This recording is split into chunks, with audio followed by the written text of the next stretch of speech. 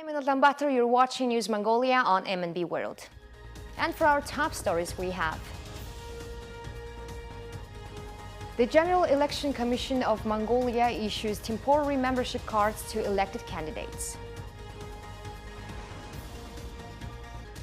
The newly elected Parliament of Mongolia convened for its first session.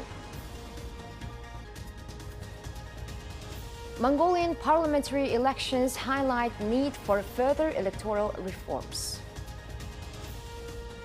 For other news, stay tuned.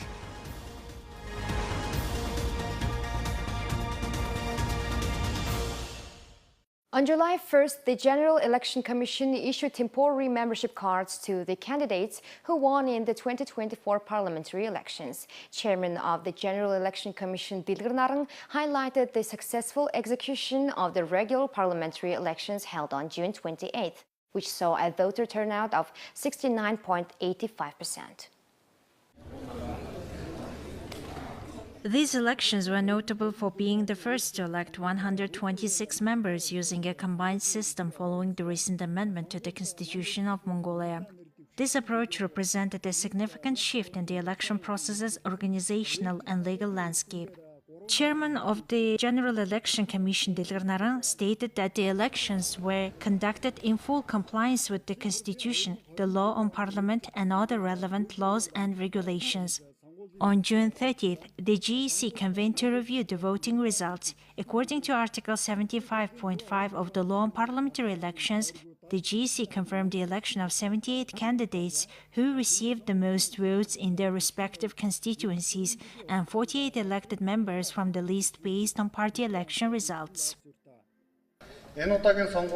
This is the first time Mongolia is electing 126 members of parliament following the adoption of the new law.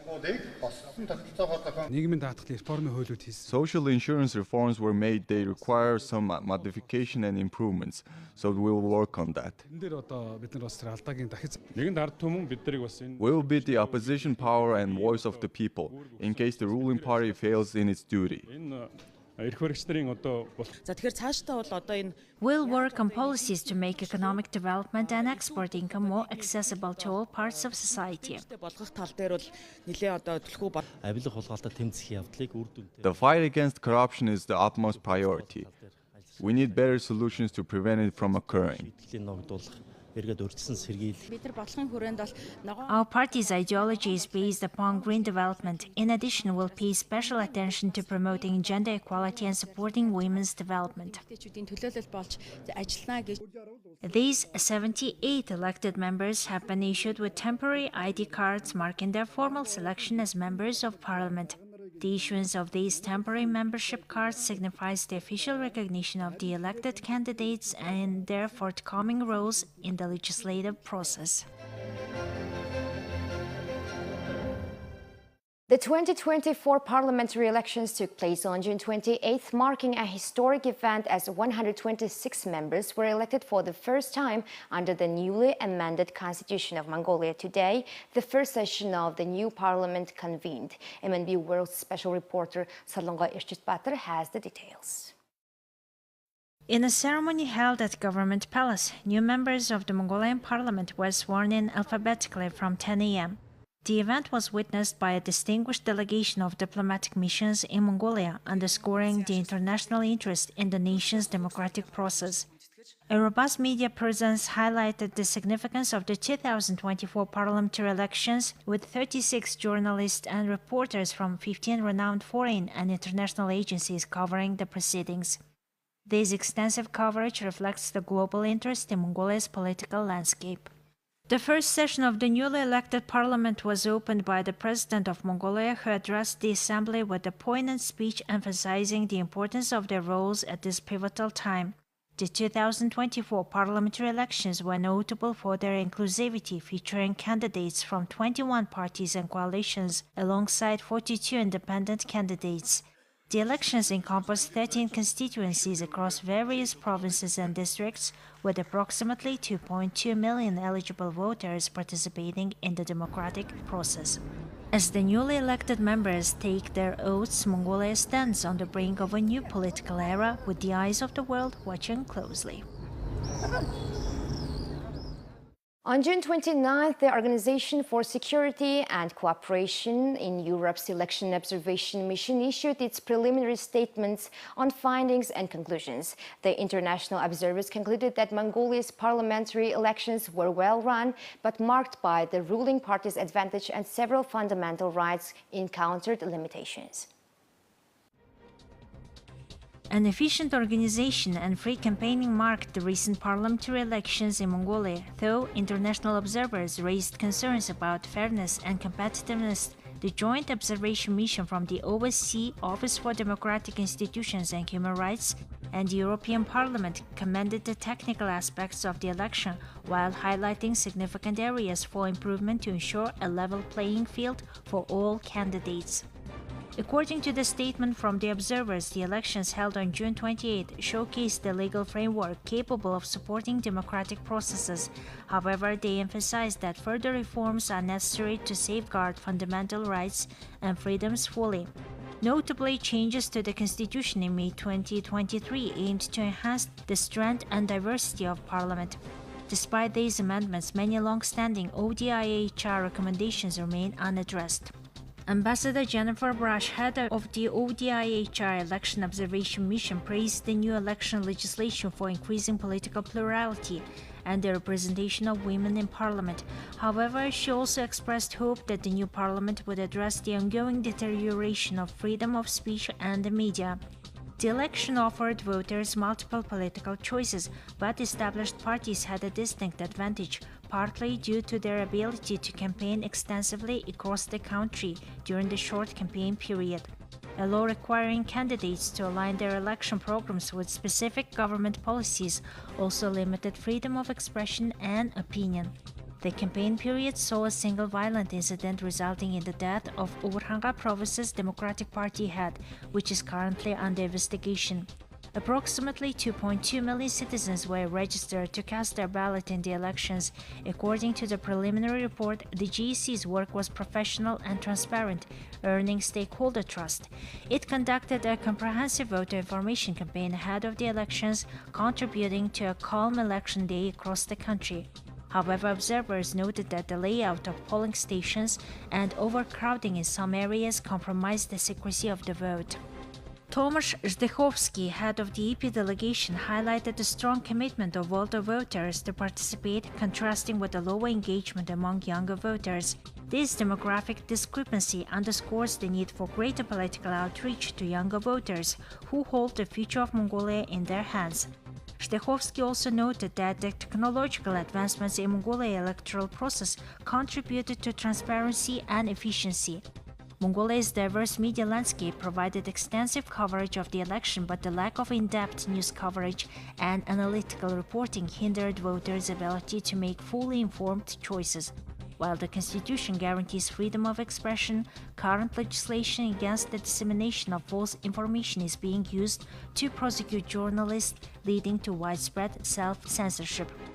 The International Election Observation Mission was a collaborative effort between the OSCE, Office for Democratic Institutions and Human Rights, and the European Parliament, comprising 199 observers from 30 countries, including 186 ODIHR deployed experts and observers and 13 from the European Parliament.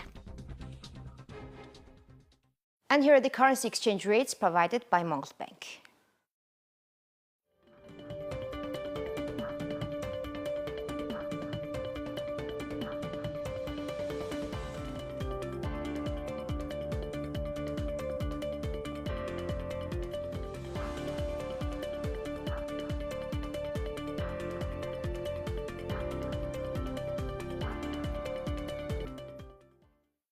Now let's take a look at international news provided by our partner agencies.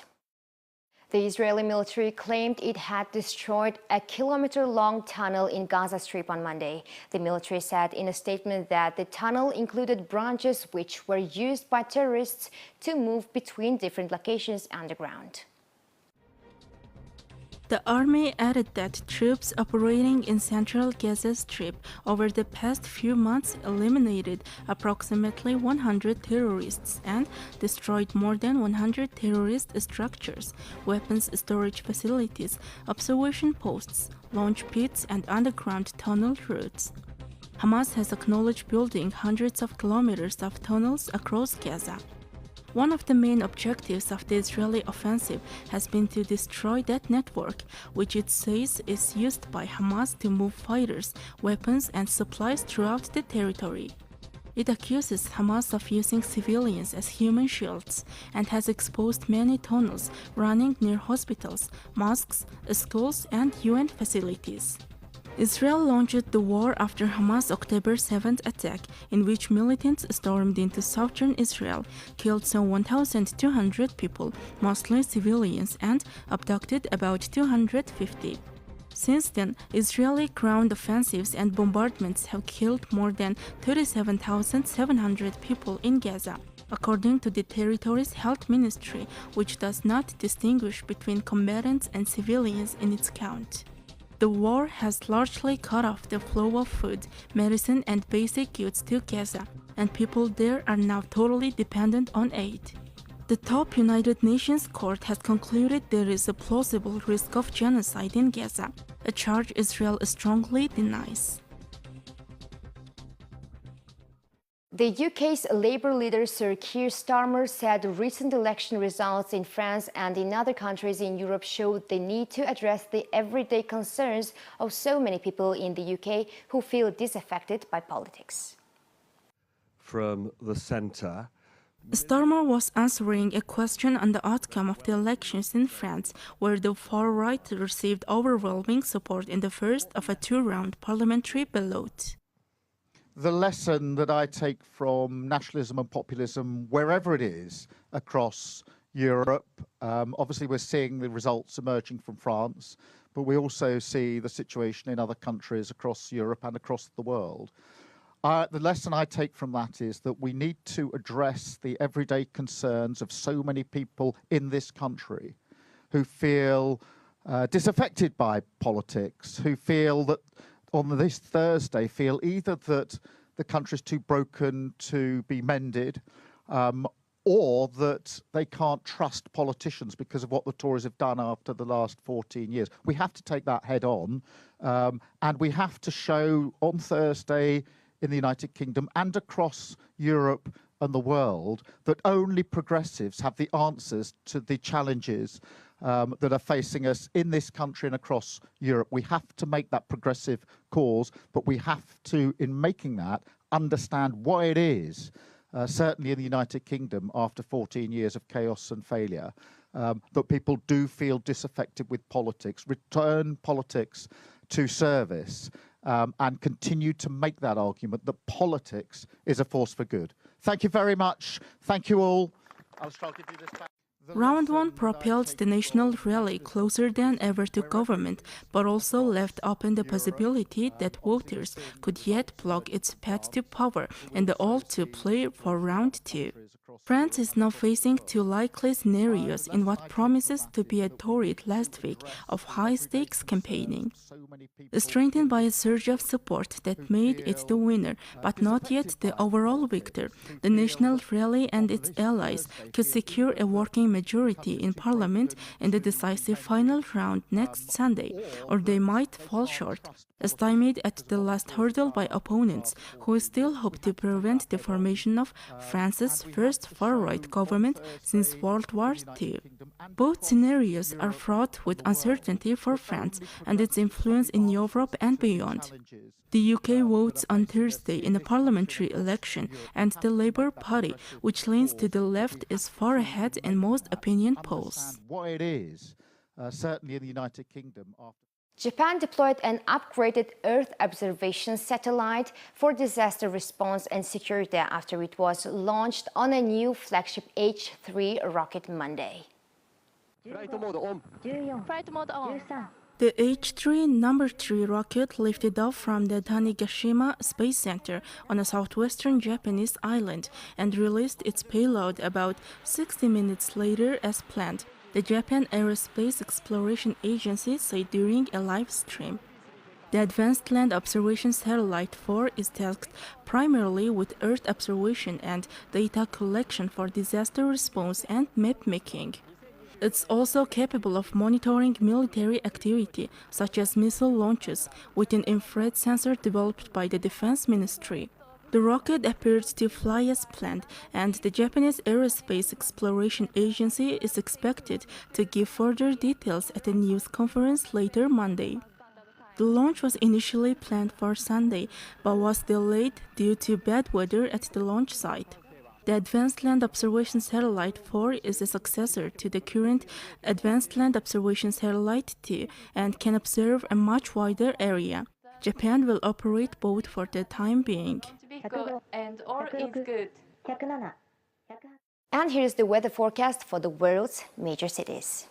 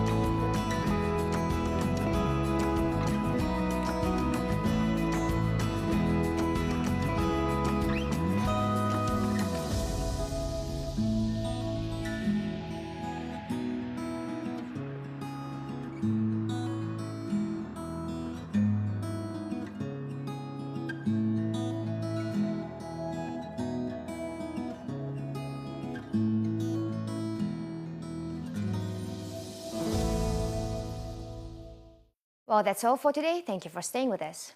We'll see you on Wednesday with more stories and updates. Have a nice evening. Goodbye.